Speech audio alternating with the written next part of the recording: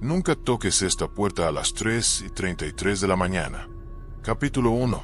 La herencia maldita. La lluvia golpeaba con fuerza los ventanales del pequeño apartamento en la colonia Roma cuando sonó el teléfono.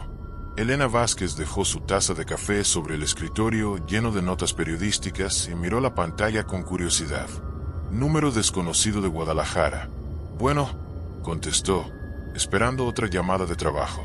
Señorita Elena Vázquez. La voz del hombre sonaba formal, casi solemne. Habla el licenciado Morales, del despacho jurídico Herrera y Asociados. Lamento molestarla, pero tengo noticias importantes sobre una herencia. Elena frunció el ceño. A sus 28 años, trabajaba como periodista de investigación en Ciudad de México y no conocía a nadie en Guadalajara que pudiera dejarle algo. Creo que hay una confusión, licenciado. No tengo familia en Guadalajara. Se trata de su tía bisabuela, Esperanza Vázquez Mendoza. Falleció hace 2 semanas y la nombró como su única heredera. El silencio se extendió mientras Elena procesaba la información. Señorita, ¿sigue ahí? Sí, pero jamás escuché ese nombre. ¿Está seguro de que soy la persona correcta? Completamente seguro. Tengo aquí su acta de nacimiento y un árbol genealógico muy detallado. Esperanza era hermana de su bisabuelo paterno. Al parecer, vivió como ermitaña durante décadas. Elena se recostó en su silla, sintiendo una extraña mezcla de curiosidad y desconfianza. Como periodista, había aprendido a sospechar de las coincidencias demasiado perfectas. ¿Qué tipo de herencia?, preguntó finalmente. Una casa colonial en el barrio de San Juan de Dios, bastante antigua pero en buen estado. También hay algunos objetos personales. El licenciado hizo una pausa. Una carta sellada dirigida específicamente a usted. 2 días después, Elena manejaba por las calles empedradas de Guadalajara, siguiendo las direcciones que le había dado el abogado. El barrio de San Juan de Dios era un laberinto de casas coloniales, algunas restauradas y convertidas en boutiques elegantes, otras abandonadas al tiempo y la humedad. La casa de Esperanza se encontraba al final de una calle angosta, rodeada por muros altos de piedra volcánica cubiertos de hiedra. Un portón de madera labrada, desgastado por décadas de lluvia y sol, guardaba la entrada. Elena notó que varias ventanas de las casas vecinas tenían las cortinas corridas, pero sintió miradas curiosas siguiendo sus movimientos. Al abrir el portón, que chirriaba como si no hubiera sido usado en meses, se encontró con un jardín salvaje. Rosales sin podar se extendían en todas direcciones, mezclándose con hierbas silvestres y bugambilias que habían crecido sin control. El aroma era intenso, casi asfixiante, una mezcla de rosas marchitas y tierra húmeda. La casa se alzaba imponente, de 2 pisos, con gruesos muros de adobe y balcones de hierro forjado que parecían garras extendidas hacia el cielo. Las tejas rojas estaban cubiertas de musgo y en algunos lugares faltaban, dejando agujeros oscuros que parecían ojos vacíos. Elena subió los escalones de cantera hacia la puerta principal, donde el licenciado Morales la esperaba con un manojo de llaves antiguas. La casa tiene más de 130 años, explicó mientras abría la cerradura. Esperanza vivió aquí toda su vida. Según los vecinos, rara vez salía durante el día y nunca de noche. La puerta se abrió con un gemido profundo, revelando un vestíbulo en penumbras. El aire era pesado, cargado del aroma de cera de vela, incienso y algo más, algo que Elena no pudo identificar, pero que le provocó un escalofrío. Aquí está la carta, dijo el licenciado, entregándole un sobre amarillento sellado con lacre rojo. Esperanza dejó instrucciones muy específicas de que solo usted podía abrirla, y solo después de estar sola en la casa. Elena observó el sobre. Su nombre estaba escrito con una caligrafía temblorosa pero elegante. El sello de lacre mostraba un símbolo que no reconocía, algo parecido a una serpiente entrelazada con una escalera. Después de que el licenciado se marchara con promesas de contactarla si necesitaba algo, Elena se quedó sola en el vestíbulo. La luz del atardecer se filtraba a través de las ventanas altas, creando sombras largas que parecían moverse con vida propia. Con manos temblorosas, rompió el sello de lacre. El papel dentro era viejo pero bien conservado. La misma letra temblorosa decía: «Querida Elena, si estás leyendo esto, significa que he partido y que el peso de nuestra herencia familiar ahora recae sobre ti. Esta casa guarda secretos que han sido protegidos por 5 generaciones de mujeres de nuestra sangre. Hay reglas que debes seguir si quieres mantenerte con vida. Nunca, bajo ninguna circunstancia, abras la puerta del sótano entre las 3:30 y las 3:40 de la madrugada. Los espejos de la casa deben permanecer cubiertos durante la noche. Si escuchas voces llamándote por tu nombre después de medianoche, no respondas. En el escritorio de mi habitación encontrarás mi diario. Léelo completo antes de tomar cualquier decisión sobre quedarte o marcharte. Recuerda, hija, la sangre llama a la sangre, y hay fuerzas en esta casa que han esperado tu llegada durante décadas. Con amor y advertencia, tu tía bisabuela Esperanza. PD, si decides quedarte, nunca estés sola a las 3:33 de la mañana. Elena leyó la carta 3 veces, cada lectura incrementando la sensación de irrealidad. Como periodista, su instinto era buscar explicaciones racionales, pero algo en el tono de la carta, en la solemnidad de las palabras, le erizaba la piel.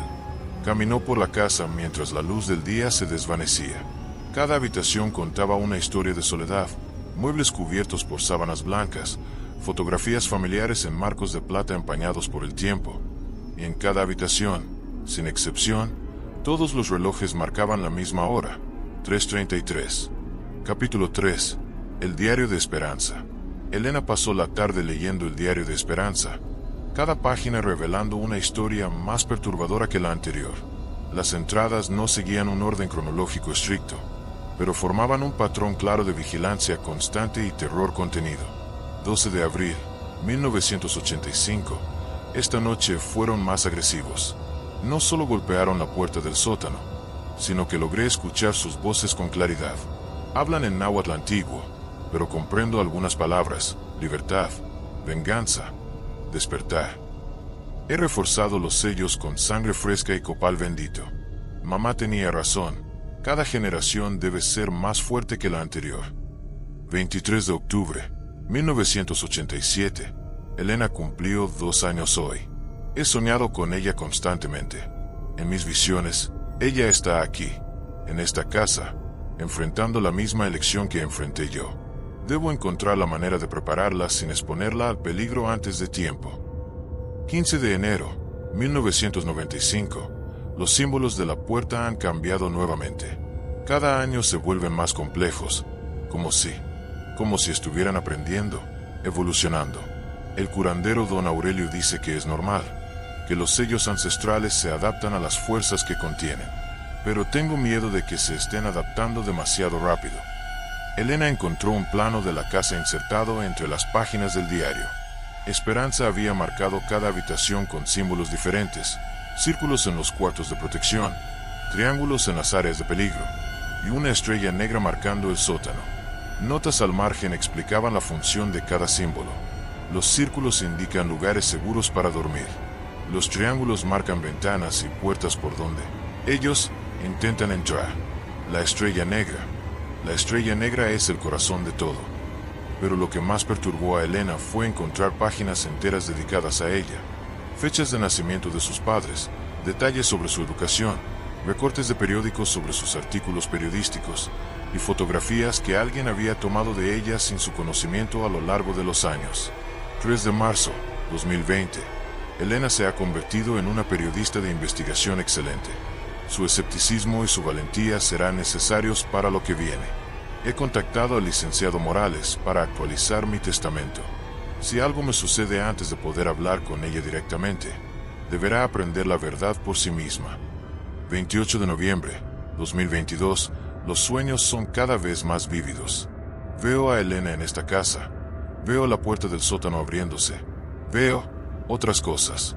Cosas que no debo escribir aquí por si alguien más lee este diario.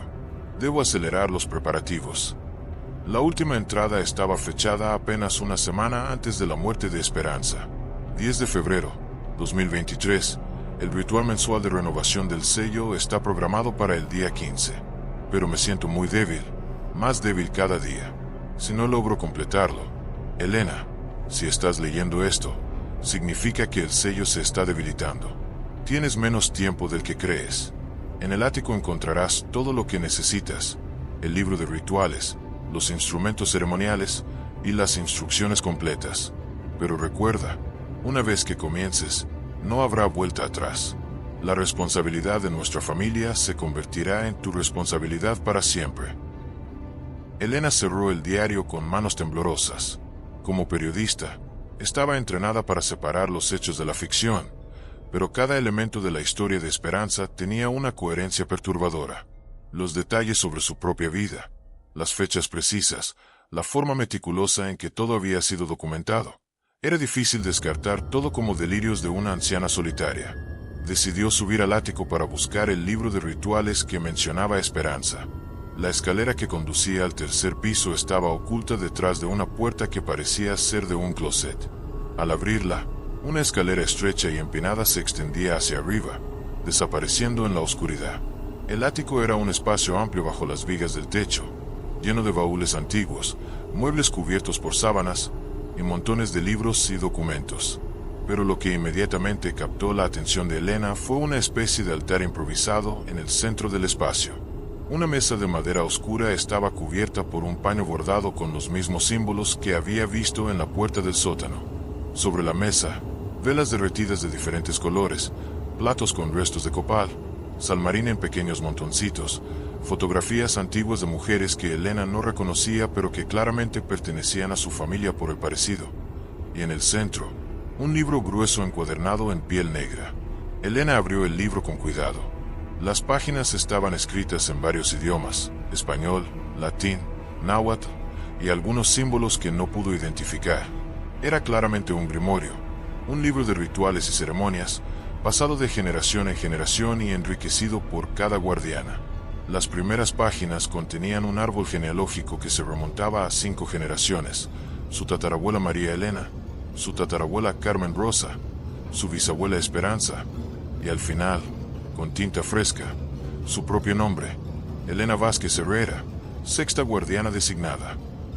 Un marcador de seda roja indicaba una página específica titulada Ritual de renovación del sello primario, solo para ser realizado por una guardiana activa en luna nueva, entre las 3:33 y las 3:37 de la mañana. Las instrucciones eran detalladas y perturbadoras. Requerían ingredientes específicos: sangre de la guardiana, copal de al menos 20 años, sal bendita por 3 sacerdotes diferentes, y agua de lágrimas vertidas voluntariamente por la guardiana al aceptar su destino. Pero lo que más la inquietó fueron las advertencias en tinta roja al margen. Jamás realizar este ritual sin la presencia de la guardiana anterior. Jamás realizar este ritual sin haber completado el ayuno de 3 días. Jamás realizar este ritual si el sello secundario ha sido comprometido. Elena revisó el resto del ático buscando más información sobre el sello secundario, pero encontró algo que la dejó sin aliento: una fotografía de 1890 que mostraba la construcción de la casa. En la imagen, un grupo de trabajadores posaba junto a los cimientos parcialmente excavados, pero lo que se veía en el fondo la hizo sentarse pesadamente sobre un baúl antiguo. Detrás de los trabajadores, parcialmente cubierto por lona, se veía lo que parecía ser un conjunto de escalones de piedra que descendían hacia la tierra, mucho más profundo de lo que ahora era el sótano. Y junto a esos escalones, grabados en una losa de piedra volcánica, estaban los mismos símbolos de la puerta del sótano, pero multiplicados por docenas. Al reverso de la fotografía, una anotación en español antiguo: primera fase completada. El sello secundario ha sido establecido a 20 metros de profundidad. Que Dios nos perdone por lo que hemos enterrado. Elena sintió que el aire del ático se volvía más pesado. No solo había una puerta misteriosa en el sótano, había algo enterrado mucho más profundo, algo que había sido sellado antes incluso de que la casa fuera construida. Cuando bajó del ático, ya era de noche, y por primera vez desde su llegada, Elena notó que los relojes de la casa no se habían detenido en 3:33. Continuaban funcionando normalmente, marcando las 11:47 de la noche. Solo faltaban 3 horas y 46 minutos para las 3:33 de la mañana. Capítulo 4. La primera noche. Elena decidió no ir a dormir. Si las advertencias de Esperanza tenían algún fundamento, quería estar despierta y alerta durante el periodo crítico. Preparó café fuerte, encendió todas las luces de la planta baja, y se instaló en la sala con el diario de Esperanza y su laptop para documentar cualquier cosa extraña que pudiera ocurrir. A las 12 de la noche exactas, la temperatura de la casa bajó perceptiblemente. Elena, que había estado cómoda en camiseta, tuvo que buscar un suéter. Revisó las ventanas pensando que quizás había corriente de aire, pero todas estaban cerradas herméticamente. 12:30 de la mañana, un crujido prolongado recorrió el techo, como si alguien caminara por el ático con pasos lentos y deliberados.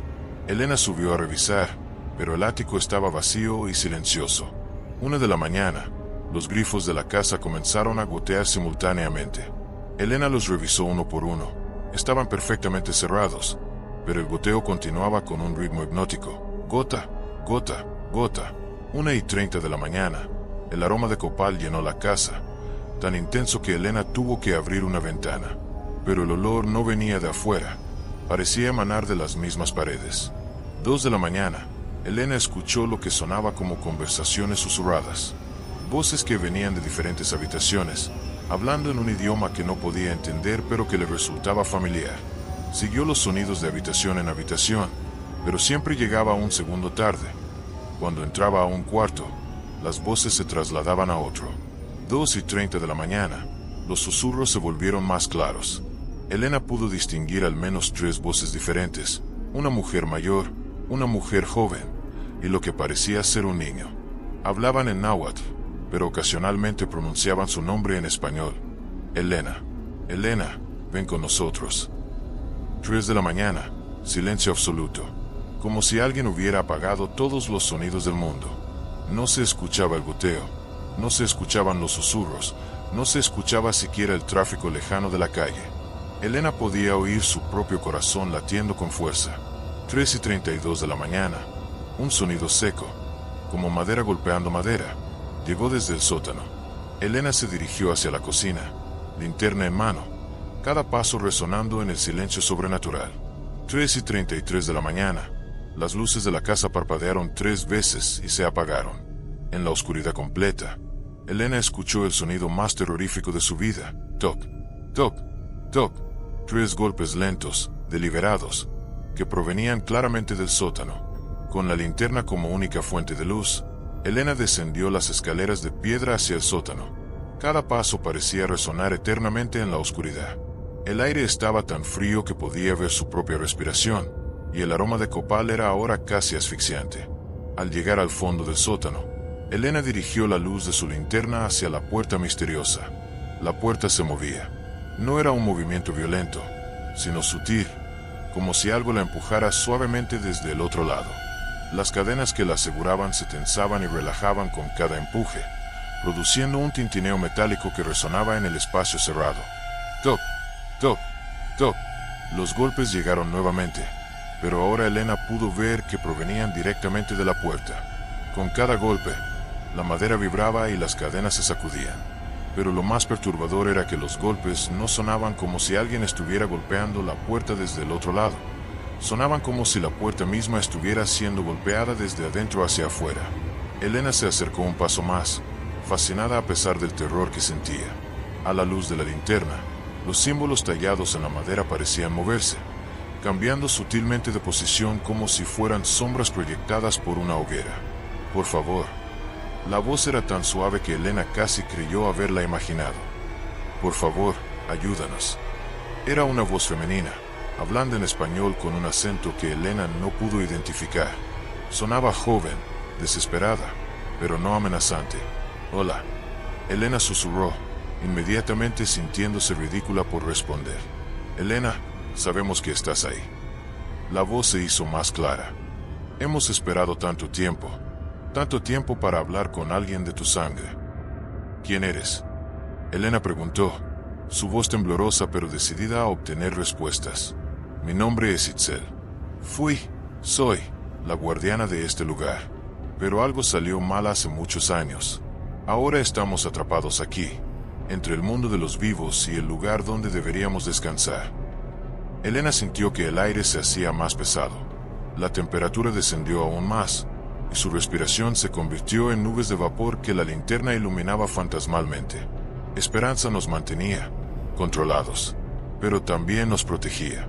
y nosotros la protegíamos a ella de lo que yace más profundo. La voz de Itzel se llenó de urgencia. Desde que ella murió, el sello se debilita. Cada noche somos más fuertes, pero también lo que está abajo despierta. ¿Qué hay abajo?, Elena preguntó, aunque una parte de ella no quería saber la respuesta.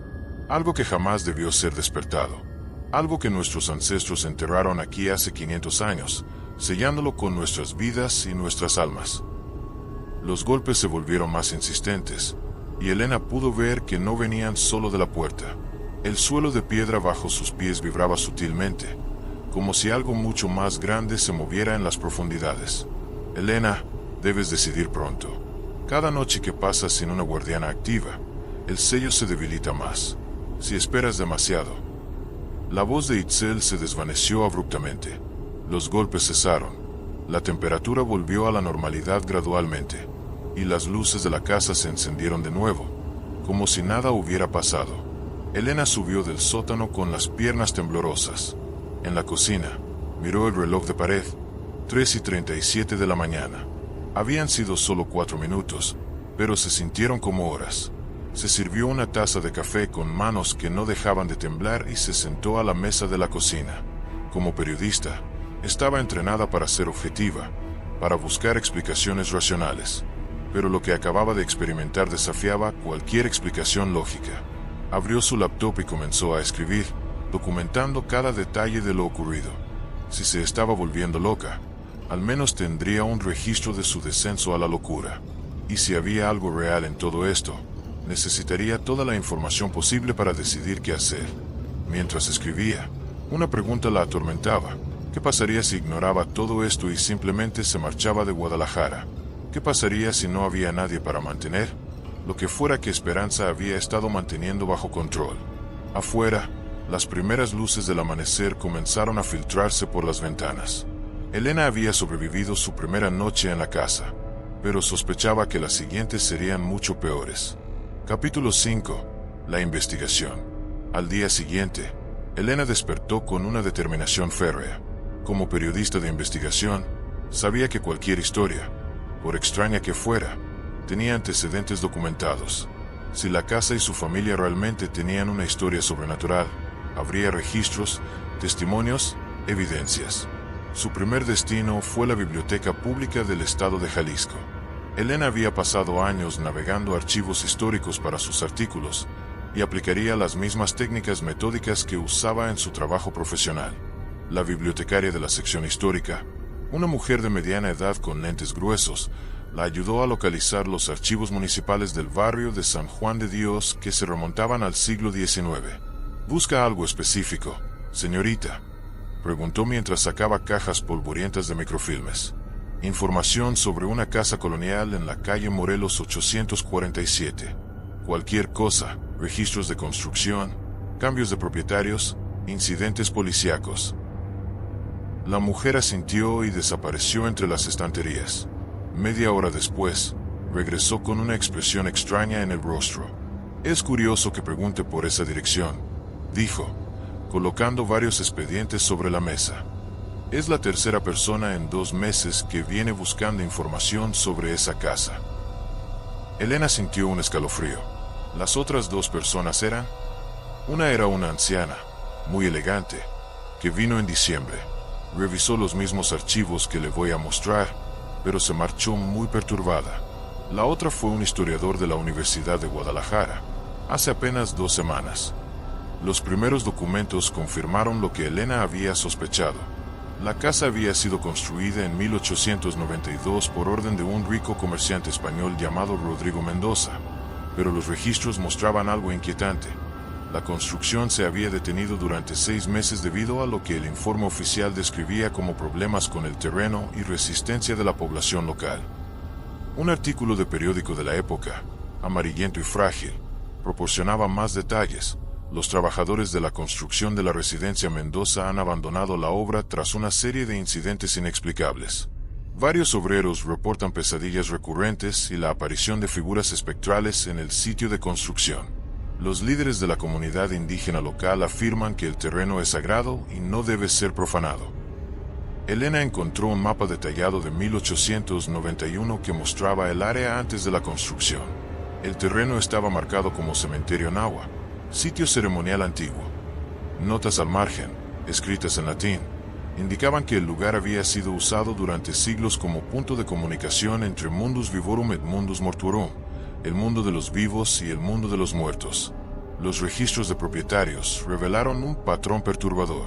Otro informe, de 1934, describía un incidente similar con la familia Morales. Los vecinos reportaron gritos y sonidos de lucha provenientes de la residencia durante la madrugada. Al amanecer, la policía encontró la casa vacía.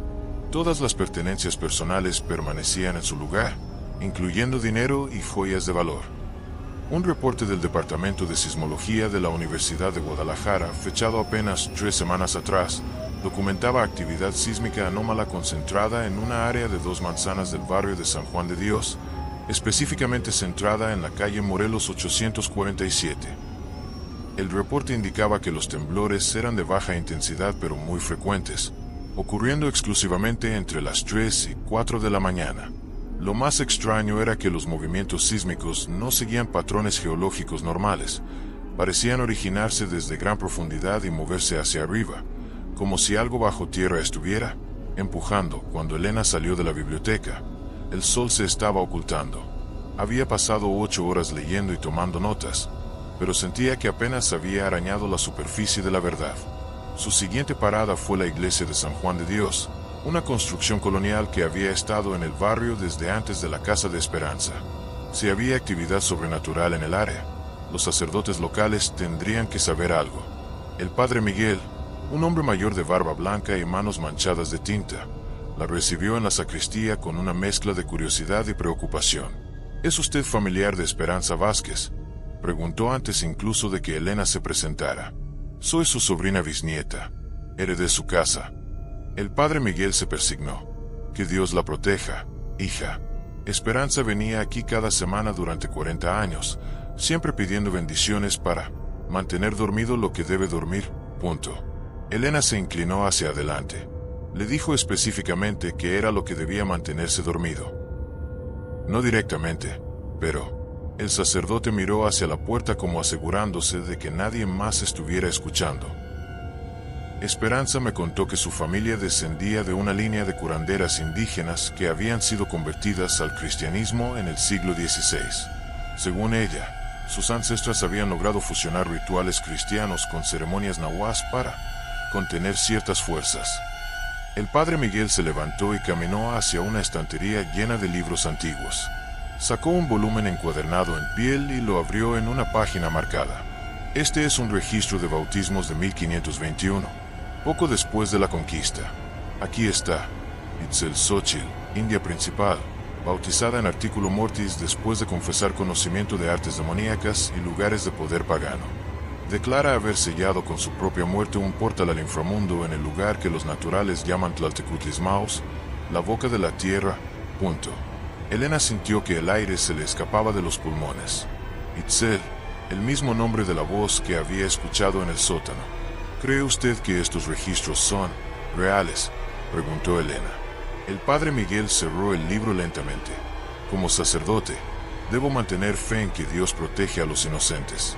Pero como hombre que ha vivido en este barrio durante 30 años, he visto cosas que desafían explicación racional. Se acercó a Elena y bajó la voz. Desde la muerte de Esperanza, hemos tenido que realizar 3 exorcismos menores en casas de la cuadra. Familias que reportan actividad demoníaca, niños que hablan en lenguas que no conocen, pesadillas colectivas. Elena salió de la iglesia con más preguntas que respuestas, pero con una certeza creciente. Lo que estaba ocurriendo en la casa de Esperanza era real, tenía antecedentes históricos y de alguna manera estaba empeorando desde la muerte de su tía bisabuela. Cuando regresó a la casa, ya era de noche. Al abrir la puerta principal, inmediatamente notó que algo había cambiado. El aire estaba cargado de la misma energía eléctrica que precede a una tormenta, y todos los relojes de la casa habían vuelto a detenerse en 3:33. Pero lo más perturbador era que en la mesa de la cocina, sobre el diario de Esperanza que Elena había dejado cerrado, ahora había una página abierta que no recordaba haber leído antes. Con letra temblorosa, Esperanza había escrito: Elena llegará pronto. Cada noche sin una guardiana activa, ellos se vuelven más fuertes y la barrera se debilita. He calculado que tenemos un máximo de 7 días después de mi muerte antes de que el sello se rompa completamente. Elena debe decidir: aceptar la herencia completa o encontrar una manera de fortalecer el sello desde afuera. Pero si elige la segunda opción y falla, que Dios se apiade de Guadalajara. Elena miró el calendario de la cocina. Esperanza había muerto hace 6 días. Le quedaba una noche para decidir. Capítulo 7. La conexión familiar. Al amanecer, Elena encendió las noticias locales y confirmó sus peores temores. Durante la madrugada, hospitales de toda la ciudad habían reportado una ola inexplicable de emergencias psiquiátricas, personas que despertaron gritando, familias enteras que sufrieron pesadillas idénticas, y varios casos de individuos que fueron encontrados caminando sonámbulos hacia el barrio de San Juan de Dios. El reporter de noticias, con expresión confundida, describía los eventos como un fenómeno psicológico masivo sin precedentes en la ciudad. Los especialistas entrevistados ofrecían explicaciones sobre histeria colectiva y contaminación ambiental, pero Elena sabía la verdad.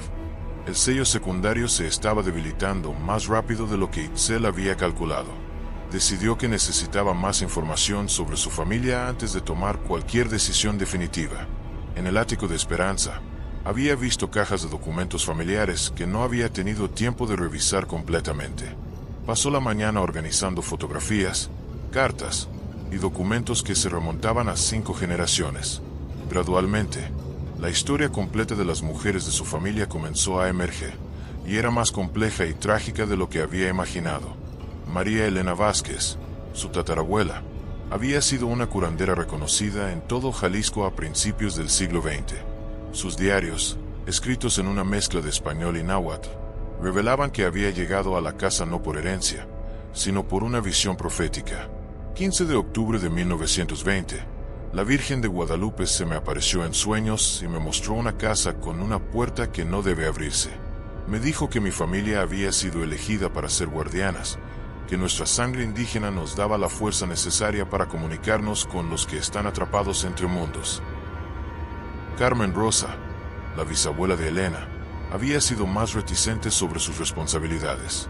Sus cartas a parientes lejanos hablaban de sacrificios necesarios y el peso de ser la elegida. Una carta particularmente emotiva, dirigida a su hermana en Ciudad de México, revelaba el costo personal de ser guardiana. Querida hermana, cumplí 50 años la semana pasada, pero mi cuerpo siente como si tuviera 70. Cada ritual me quita un poco más de vida, literalmente. Mis cabellos se volvieron blancos a los 35. Mis manos tiemblan constantemente, y hay noches en que siento que mi corazón podría detenerse, pero no puedo marcharme.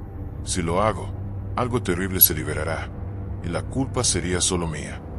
Pero fue en los documentos de Esperanza donde Elena encontró la información más crucial. Su tía bisabuela había sido meticulosa en documentar no solo los rituales, sino también los intentos de encontrar alternativas a la maldición familiar. En 1995, Esperanza había contactado a un antropólogo de la UNAM especializado en religiones prehispánicas. El intercambio de cartas revelaba un plan ambicioso: encontrar descendientes de otras familias de guardianes que pudieran compartir la carga, o descubrir rituales alternativos que no requirieran el sacrificio de una sola persona. Elena encontró una respuesta del Dr. Ramírez que la dejó sin aliento. Esperanza, he contactado a las familias que mencionó. Los resultados son fascinantes y terribles. Cada una guarda un sello similar al suyo, y todas reportan que sus sellos se han debilitado en los últimos años. Es como si estuvieran conectados de alguna manera, como si fueran parte de un sistema más grande diseñado por nuestros ancestros indígenas. He encontrado referencias en códices aztecas a un gran sello, compuesto por múltiples puntos de contención distribuidos por todo el territorio que ahora conocemos como México. Según estos documentos, los puntos fueron establecidos para contener no entidades individuales, sino fragmentos de algo mucho más grande, algo que los aztecas llamaban Tezcatlipoca dormido, el señor del espejo humeante en estado de sueño forzado. Elena se sentó pesadamente en el suelo del ático. No se trataba solo de su casa, ni siquiera solo de Guadalajara. Su familia era parte de una red de guardianes que mantenían sellado algo a nivel nacional, posiblemente continental. Siguió leyendo las cartas con creciente horror. Doctor Ramírez, sus teorías son correctas. He establecido comunicación con las otras familias guardiana. Los sellos de Oaxaca y Puebla se rompieron completamente en los últimos 5 años. Solo quedamos Michoacán y nosotros. Si nuestro sello falla también. Esperanza. Creo que nuestros ancestros no sellaron entidades separadas. Sellaron partes de una sola entidad masiva, manteniendo sus fragmentos dormidos y separados. Si los sellos restantes fallan, esos fragmentos podrían reunirse. Elena sintió náuseas. No era solo responsable de proteger a Guadalajara. Era parte de un sistema que protegía a todo el país, posiblemente al mundo entero. Y ese sistema estaba fallando. Buscó desesperadamente más información sobre la familia guardiana de Michoacán. Encontró una carta reciente de Esperanza, fechada apenas 2 meses antes de su muerte. María Xolotl, última guardiana de Michoacán, murió en enero. Su nieta rechazó la herencia y se mudó a Estados Unidos. Según mis cálculos, su sello se romperá completamente en menos de 3 meses. Eso me convierte a mí en la última guardiana activa en todo México.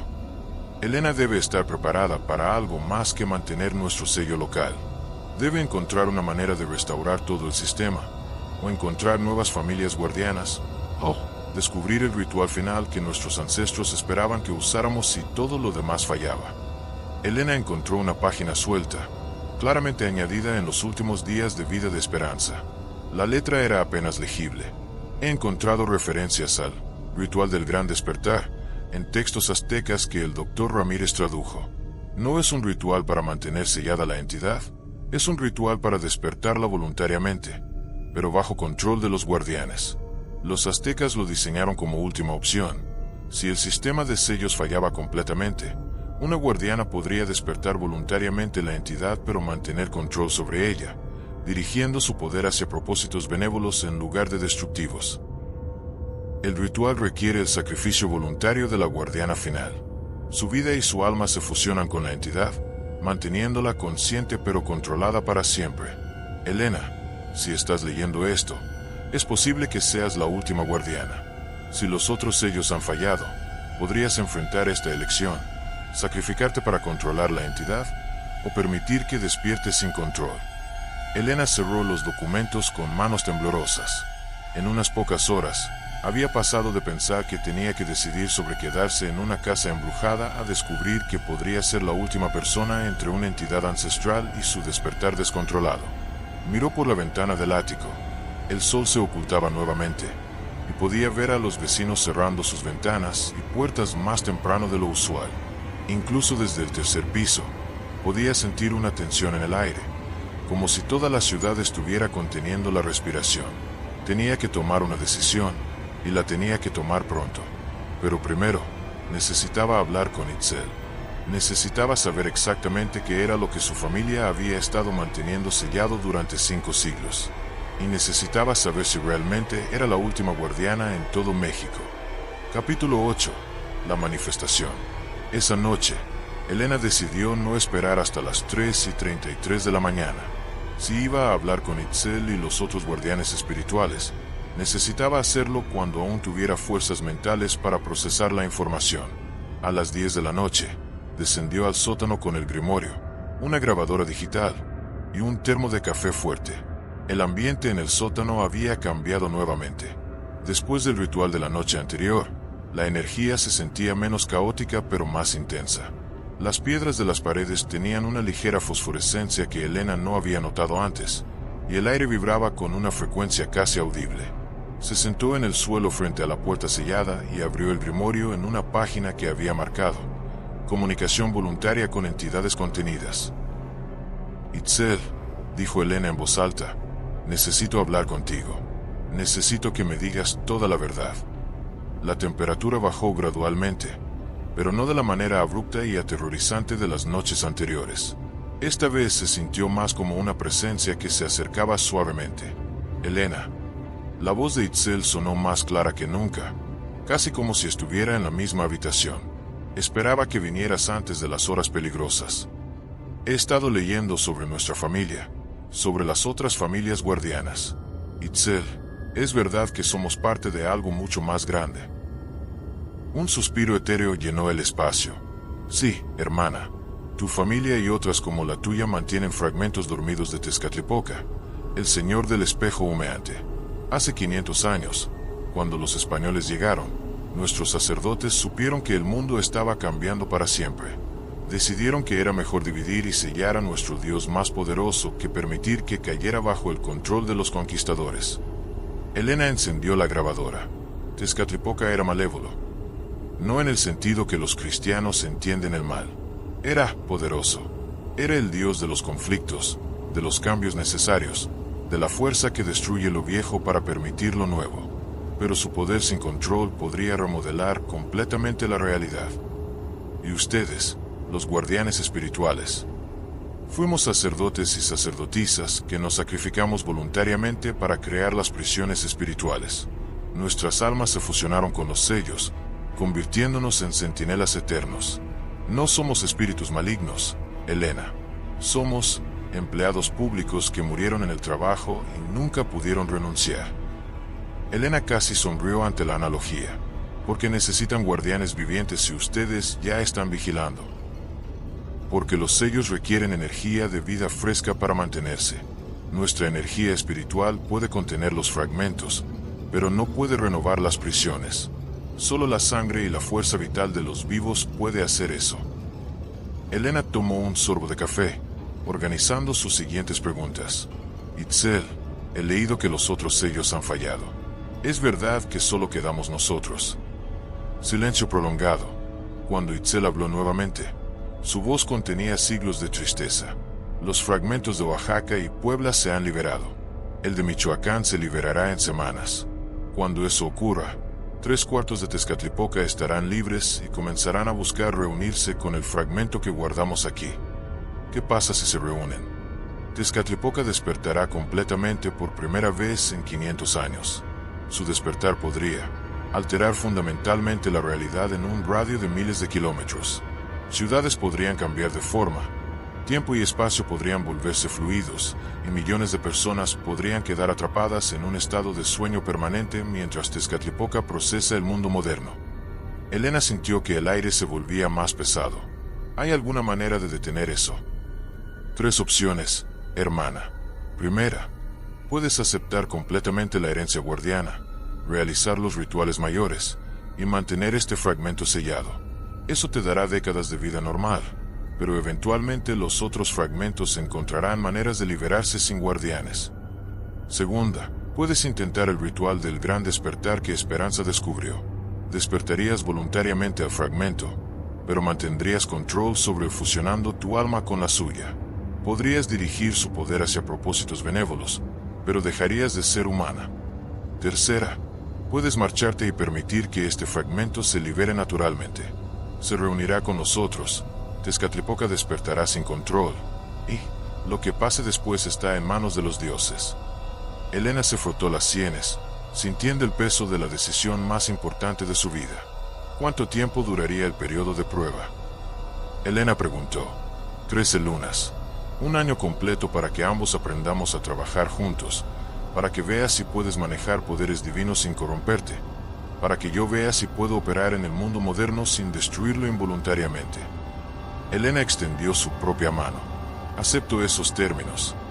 El momento que sus manos se tocaron, Elena sintió una explosión de sensaciones que amenazó con abrumarla completamente.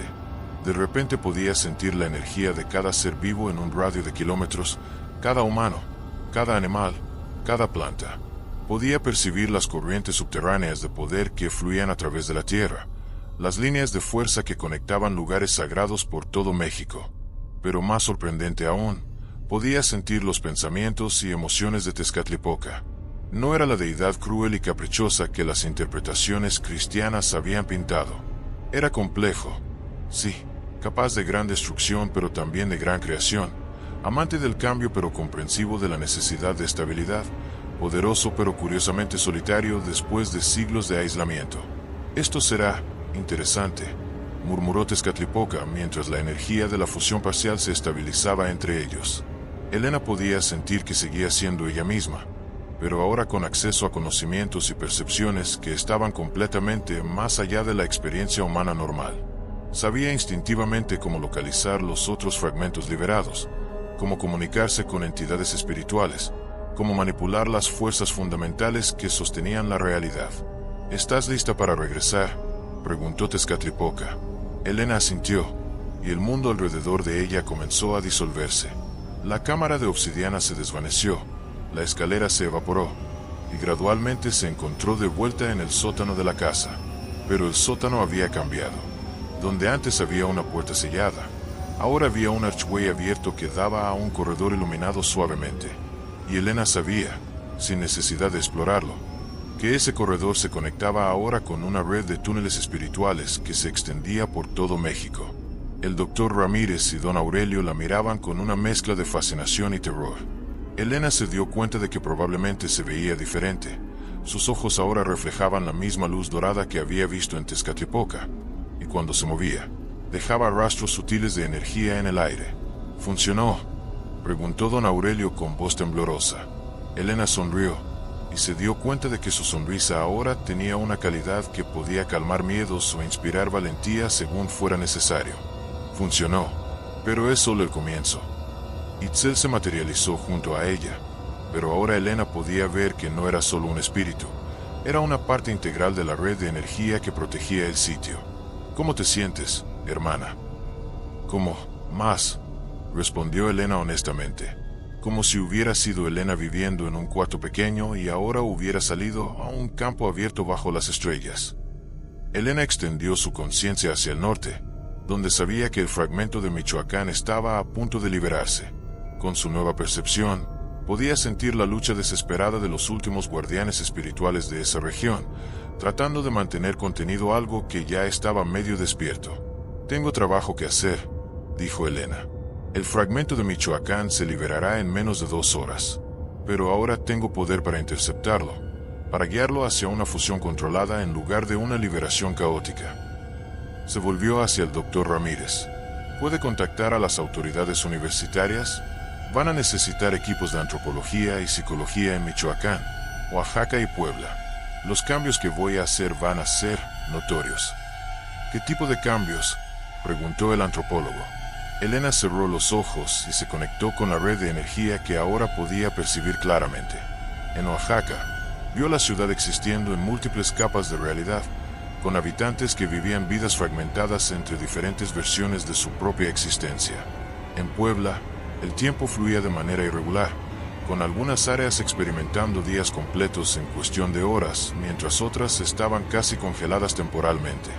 Voy a restaurar la linealidad temporal en Puebla, consolidar las múltiples realidades de Oaxaca, e integrar el fragmento de Michoacán antes de que cause el mismo tipo de disrupciones, explicó Elena. Pero las personas afectadas van a necesitar apoyo psicológico y médico mientras se reajustan a una realidad estable. Elena caminó hacia las escaleras que conducían fuera del sótano, pero se detuvo para mirar una vez más el archway abierto. A través de él podía ver túneles que se conectaban con cenotes en Yucatán, volcanes en el centro de México, ruinas arqueológicas por todo el país. Era una red de comunicación y transporte que había existido desde tiempos prehispánicos, pero que había estado sellada durante 5 siglos. Una cosa más, dijo Elena a sus acompañantes. Van a comenzar a ocurrir cosas que desafían la explicación científica normal. Pero no se preocupen, son parte de restaurar un equilibrio que debió haberse mantenido todo este tiempo. Cuando Elena salió de la casa hacia el jardín, don Aurelio notó que su sombra no se comportaba normalmente. En lugar de seguir los contornos de su cuerpo, la sombra se movía independientemente, a veces tomando la forma de una serpiente emplumada, otras veces apareciendo como un jaguar estilizado. Elena extendió sus brazos hacia el cielo nocturno y, por primera vez en 500 años, las estrellas sobre Guadalajara brillaron con los mismos patrones que habían guiado a los navegantes aztecas. El periodo de prueba había comenzado.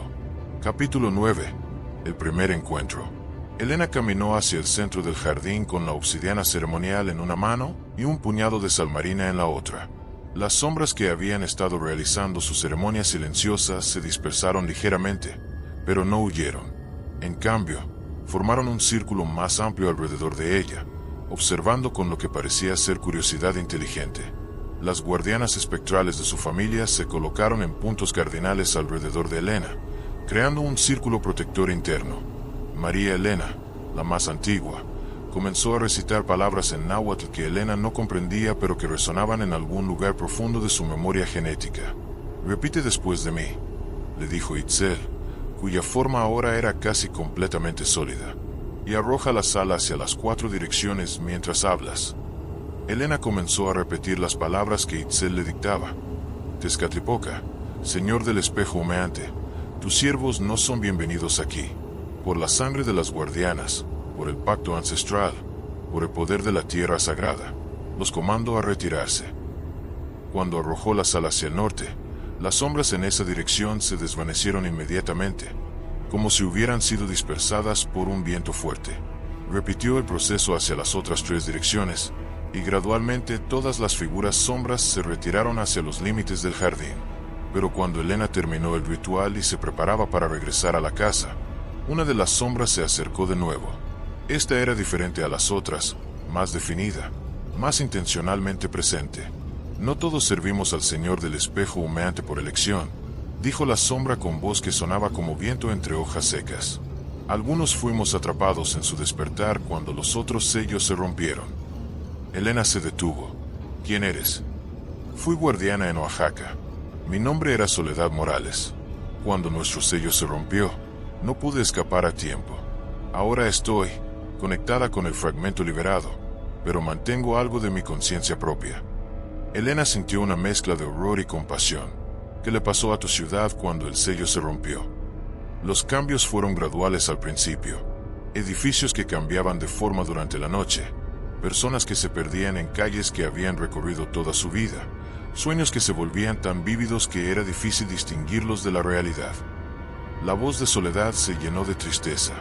«Pero ahora, 3 meses después, la ciudad completa existe en múltiples dimensiones simultáneamente.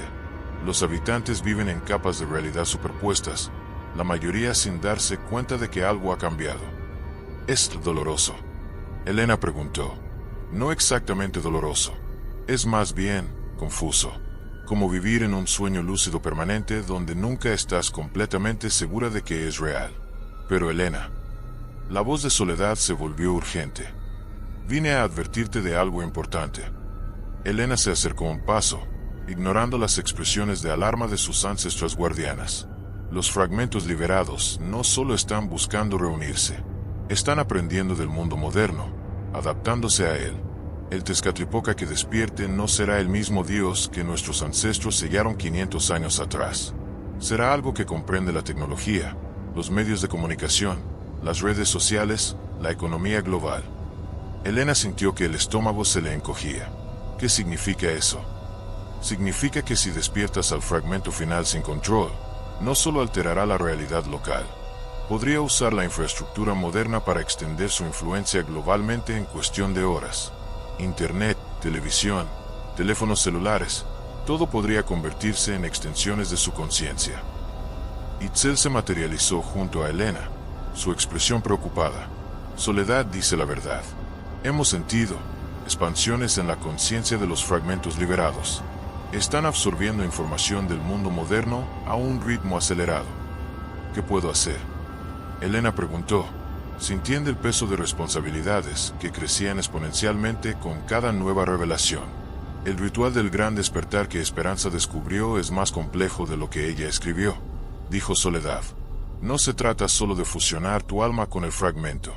Se trata de despertarlo gradualmente, bajo tu control consciente, permitiéndole adaptarse al mundo moderno a través de tu perspectiva humana en lugar de descubrir la modernidad por sí mismo. María Elena se acercó, su forma espectral brillando con una luz más intensa. Esa fue siempre la intención original del ritual, bisnieta. No era un sacrificio desesperado, era una integración planificada. Nuestros ancestros sabían que eventualmente los sellos fallarían. El ritual final estaba diseñado para crear una fusión simbiótica entre una guardiana y Tezcatlipoca, creando una entidad que mantuviera el poder del dios pero la sabiduría y compasión humanas. Elena miró alrededor del círculo de mujeres espectrales, 4 generaciones de su familia. más una guardiana de otra ciudad que había perdido su batalla contra fuerzas cósmicas. Todas ustedes están de acuerdo en que debo intentar el ritual de fusión. Es la única opción que garantiza un resultado controlado, dijo Carmen Rosa. Pero Elena, debes comprender, si realizas el ritual, ya no serás humana en el sentido tradicional. Te convertirás en algo nuevo, parte Elena, parte Tezcatlipoca, responsable de guiar su poder hacia propósitos benévolos. ¿Durante cuánto tiempo? Para siempre, respondió Esperanza, cuya forma se materializó por primera vez desde la muerte de Elena. La fusión es permanente, pero también te daría poder para restaurar los otros sellos, para rescatar ciudades como Oaxaca de su estado liminal, para revertir algunos de los cambios ya causados por los fragmentos libres. Elena cerró los ojos, sintiendo el peso de la decisión más importante de su vida. Cuando los abrió, miró directamente a Itzel. Si acepto hacer esto, ¿me ayudarán? Todas ustedes. Por supuesto, respondió Itzel sin vacilación. Hemos estado esperando 500 años por una guardiana lo suficientemente fuerte para intentar el ritual final. Elena, creemos que puedes hacerlo. Elena miró hacia la casa, donde podía ver la luz del sótano filtrándose por la pequeña ventana. En algún lugar detrás de esa puerta sellada esperaba un fragmento de una de las fuerzas más poderosas que la humanidad había conocido jamás. ¿Cuándo necesito decidir? Soledad miró hacia el horizonte, donde las primeras luces del amanecer comenzaban a aparecer. El fragmento de Michoacán se liberará esta noche. Cuando eso ocurra, 3/4 de Tezcatlipoca estarán despiertos y comenzarán a ejercer presión máxima sobre este sello. Tienes hasta mañana al amanecer para decidir. Elena asintió lentamente. Entonces será mejor que pase el día preparándome. Mientras las figuras espectrales se desvanecían gradualmente con la llegada del amanecer, Elena se dirigió de vuelta hacia la casa.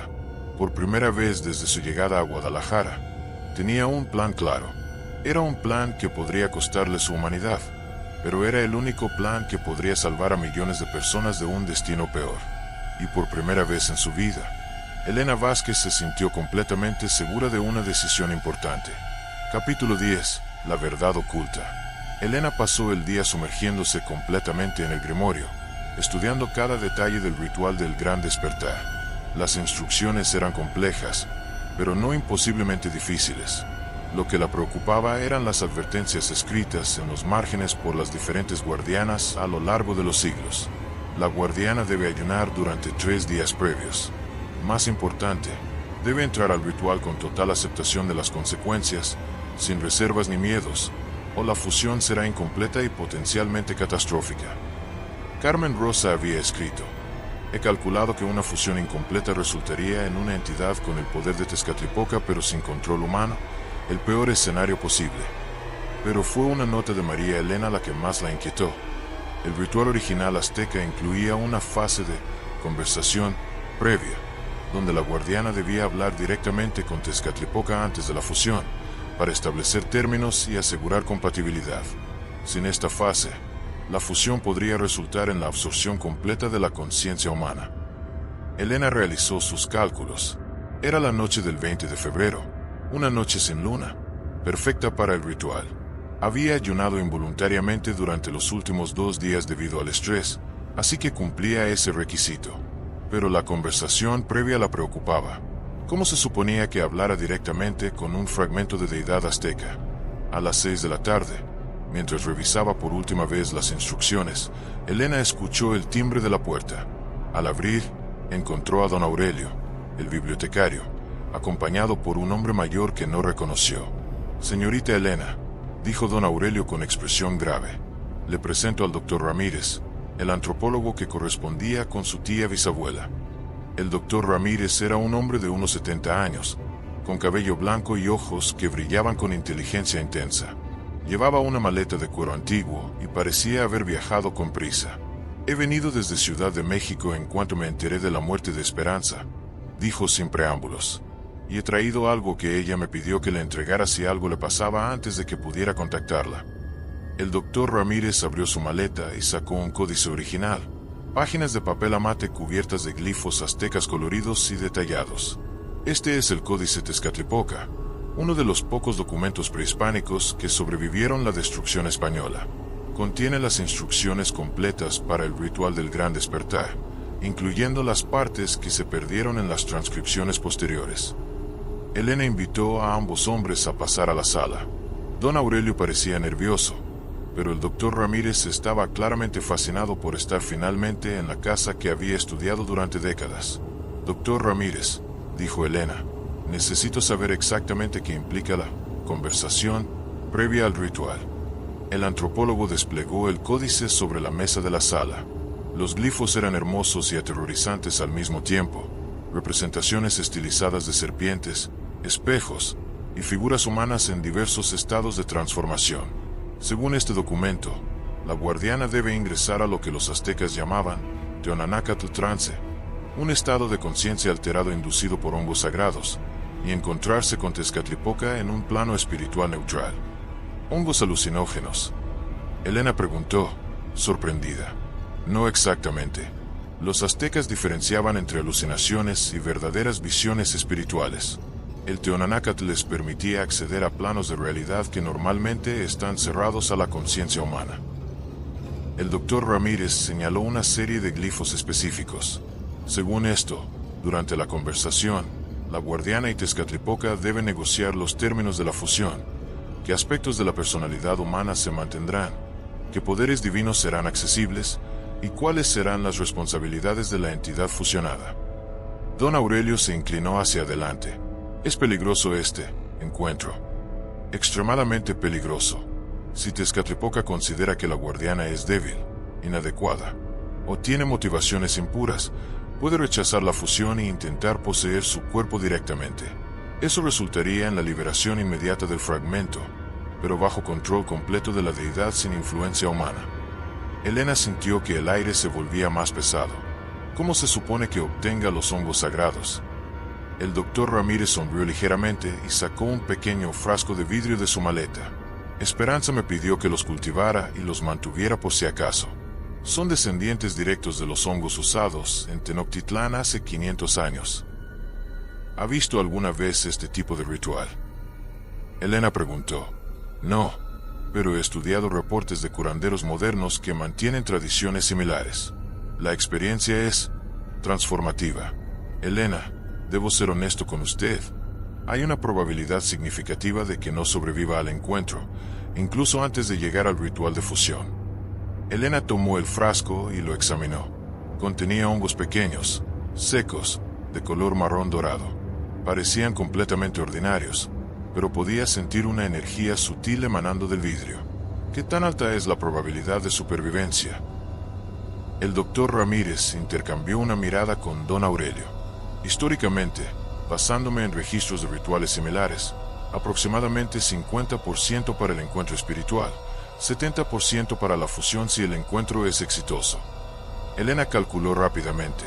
Tenía aproximadamente un 35% de probabilidades de sobrevivir todo el proceso, pero si no lo intentaba, las probabilidades de supervivencia para millones de personas en México eran mucho menores. ¿Necesitan quedarse para el ritual?, preguntó Elena. Me gustaría estar presente como observador y registro histórico, si me lo permite, dijo el doctor Ramírez. Don Aurelio ha traído elementos ceremoniales adicionales de la iglesia. Don Aurelio asintió nerviosamente. Agua bendita, sal consagrada y algunas reliquias que podrían ofrecer protección adicional. Elena miró el reloj de pared. 8:30 de la noche. En 3 horas y media, necesitaría tomar los hongos y comenzar el proceso más peligroso de su vida. Hay algo más que deben saber, dijo Elena. Las otras guardianas espirituales han estado ayudándome. Mi familia completa está presente en la casa. El doctor Ramírez no pareció sorprendido. Era de esperarse. El velo entre mundos es más delgado durante periodos de crisis espiritual. Probablemente necesitará su ayuda durante el ritual.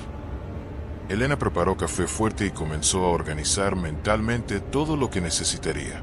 A medianoche, entraría en trance espiritual para encontrarse cara a cara con un fragmento de una deidad azteca. Si sobrevivía a eso, intentaría fusionar su alma con la entidad más poderosa que la humanidad había conocido. Y si todo salía bien, se convertiría en algo completamente nuevo, ya no humana, pero tampoco divina, responsable de guiar poderes cósmicos para proteger al mundo moderno. Mientras preparaba los ingredientes ceremoniales, Elena no pudo evitar preguntarse si sus padres estarían orgullosos o aterrorizados de lo que su hija estaba a punto de convertirse. Probablemente ambos. Capítulo 11. La decisión imposible. A las 11:30 de la noche, Elena se encontró sentada en el suelo del sótano, rodeada por los elementos ceremoniales y acompañada por el doctor Ramírez, don Aurelio, y las formas espectrales cada vez más sólidas de sus ancestras guardianas. El ambiente era tan cargado de energía espiritual que incluso los dos hombres podían ver vagamente las figuras de las mujeres fallecidas. Antes de comenzar, dijo Elena, sosteniendo el frasco de hongos sagrados, necesito que todos entiendan algo. Si esto sale mal, si me convierto en una amenaza durante el proceso, tienen que encontrar una manera de detenerme. El doctor Ramírez asintió solemnemente. Esperanza me dio instrucciones específicas para esa contingencia. Mostró un pequeño frasco de líquido plateado, agua bendita mezclada con mercurio consagrado. Según los textos aztecas, puede interrumpir una fusión incompleta si se aplica directamente sobre la guardiana durante el proceso. Elena tomó una respiración profunda y consumió los hongos. El sabor era terroso y amargo, pero no desagradable. Durante los primeros 15 minutos, no sintió cambios significativos. Luego, gradualmente, la realidad comenzó a alterarse. Los muros de piedra del sótano se volvieron translúcidos, revelando capas de historias superpuestas. Elena podía ver la casa tal como era ahora, pero también como había sido durante su construcción. Antes de eso, cuando el sitio era un cementerio indígena, y aún antes, cuando era un lugar de ceremonias prehispánicas, las voces de sus acompañantes se volvieron distantes, como si vinieran desde el fondo de un túnel. Las formas de las guardianas espectrales se hicieron más claras y definidas, pero también aparecieron otras figuras, sacerdotes aztecas, trabajadores de la construcción de 1892, familias que habían desaparecido de la casa a lo largo de los años. Elena, dijo Itzel, su voz ahora cristalina, es hora de descender. Elena miró hacia la puerta sellada y se sorprendió al ver que ya no estaba cerrada. En cambio, se abría hacia una escalera de obsidiana que descendía hacia profundidades iluminadas por una luz dorada pulsante. ¿Los demás pueden ver esto?, preguntó Elena. El doctor Ramírez, cuya voz sonaba como si viniera desde muy lejos, respondió, vemos que estás mirando hacia la puerta, pero para nosotros sigue sellada. Elena se puso de pie y caminó hacia la escalera de obsidiana. Con cada paso, sentía que dejaba más atrás el mundo físico y se adentraba en algo mucho más fundamental. La escalera descendía durante lo que parecían kilómetros, aunque Elena sabía que físicamente no podía estar moviéndose tan lejos. Las paredes a ambos lados estaban cubiertas de murales que contaban la historia completa. La llegada de los españoles, la decisión de los sacerdotes aztecas de dividir y sellar a Tezcatlipoca, el establecimiento de las familias guardianas, los siglos de vigilancia silenciosa. Finalmente, la escalera terminó en una cámara circular enorme, iluminada por espejos de obsidiana que reflejaban luz desde fuentes invisibles. En el centro de la cámara había una figura. No era completamente humana, pero tampoco era la representación monstruosa que Elena había temido. Tezcatlipoca aparecía como un hombre alto, de piel oscura, vestido con atuendos ceremoniales aztecas elaborados. Su rostro era noble pero severo, y donde debería haber estado su pie izquierdo, había una serpiente de obsidiana que se ondulaba con vida propia. Pero lo más impactante eran sus ojos. Eran espejos líquidos que reflejaban no solo la imagen de Elena, sino también sus pensamientos, miedos, esperanzas y recuerdos.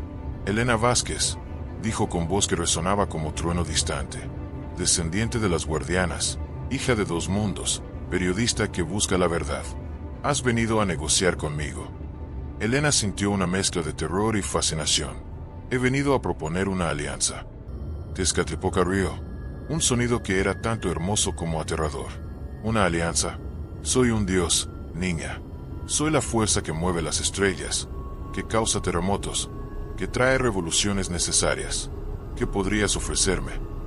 Elena se enderezó, canalizando toda su experiencia como periodista que había entrevistado a políticos corruptos y criminales peligrosos. Te ofrezco comprensión del mundo moderno. Tus fragmentos liberados han causado caos porque no entienden la complejidad de la civilización actual.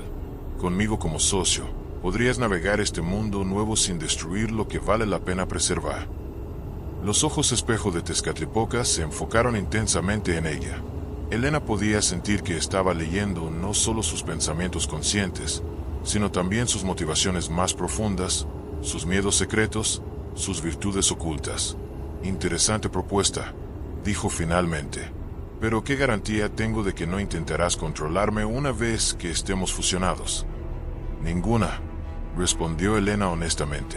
Pero tampoco tienes garantía de que no te controle yo a ti.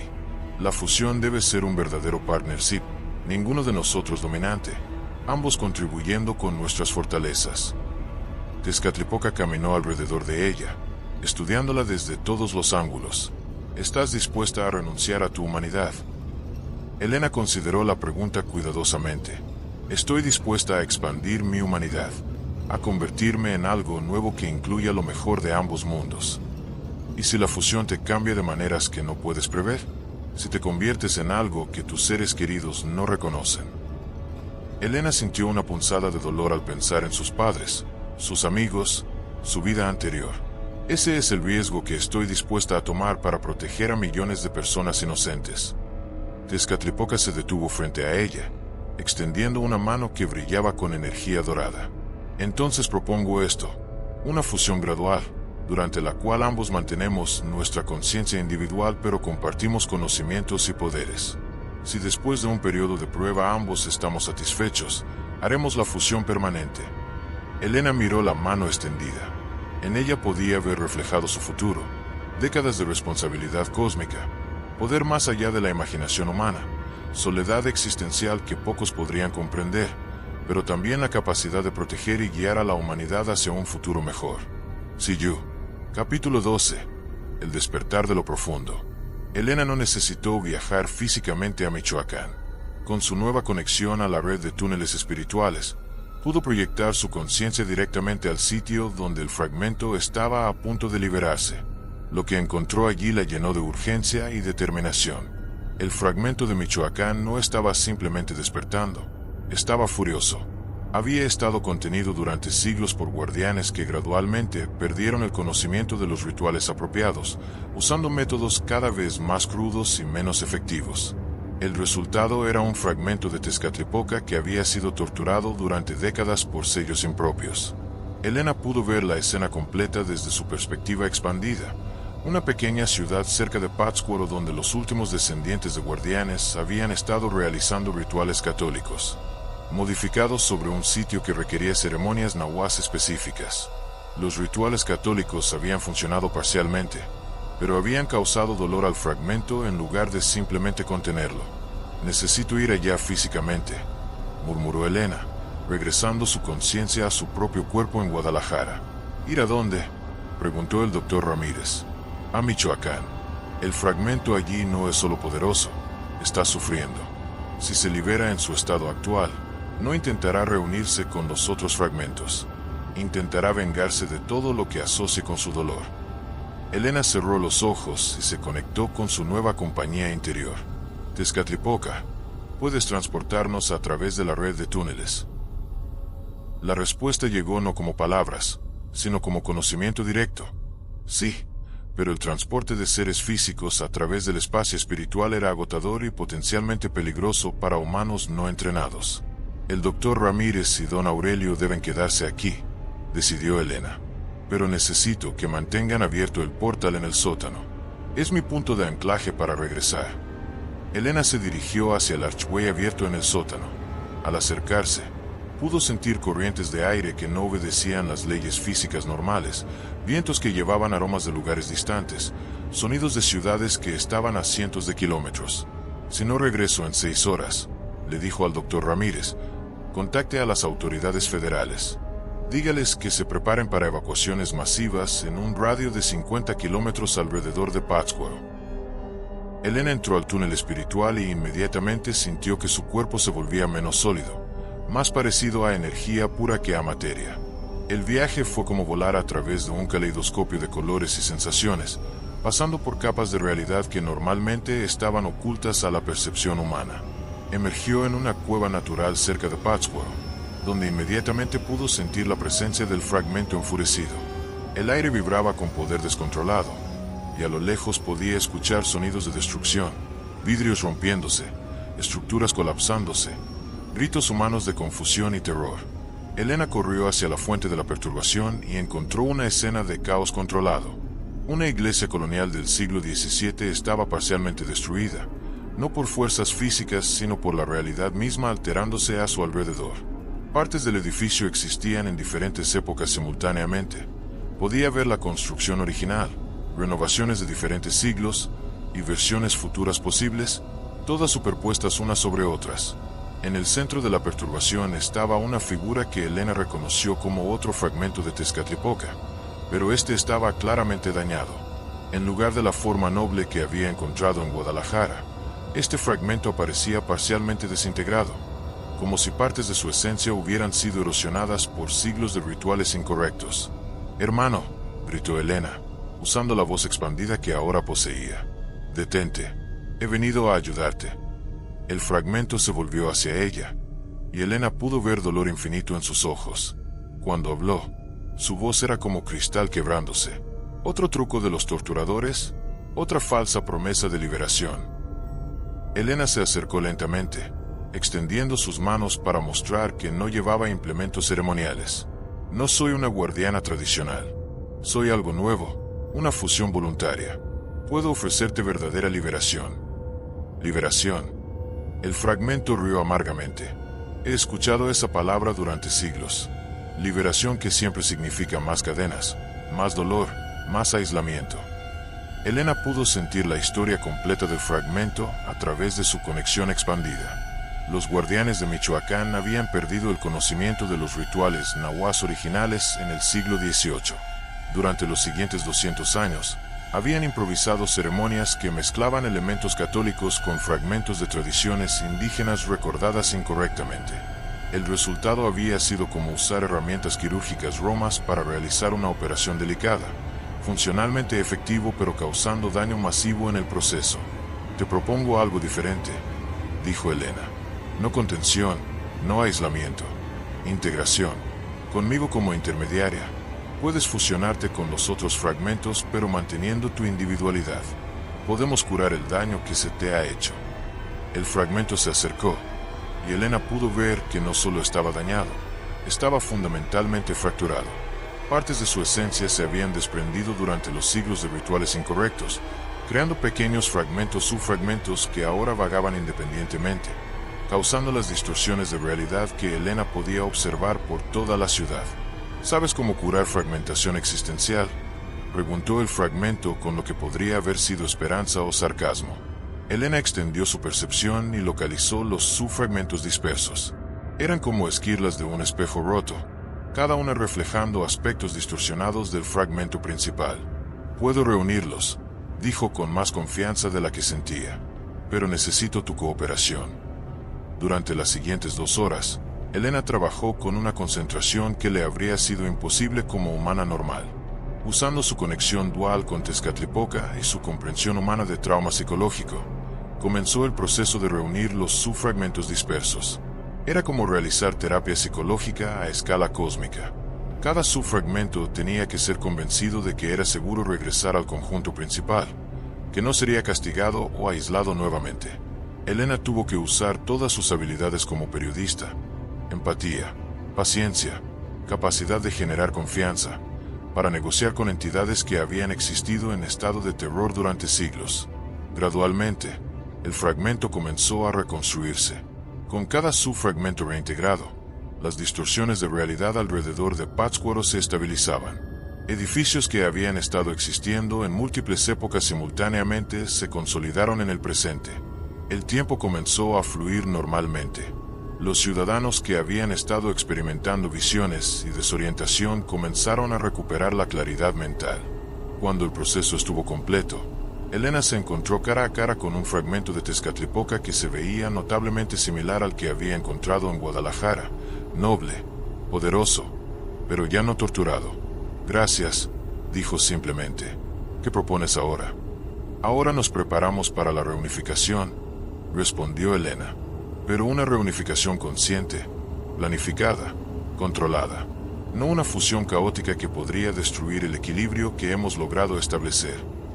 Elena sabía que su trabajo en Michoacán era solo el comienzo. Los fragmentos de Oaxaca y Puebla también necesitaban ser estabilizados y preparados para la reunificación. Y todo tenía que hacerse antes de que los efectos de tener múltiples fragmentos activos comenzaran a crear resonancias destructivas entre ellos. Pero por primera vez desde que había llegado a Guadalajara, Elena se sentía genuinamente optimista sobre el resultado. El despertar de lo profundo no tenía que ser el fin del mundo. Podría ser el comienzo de algo completamente nuevo.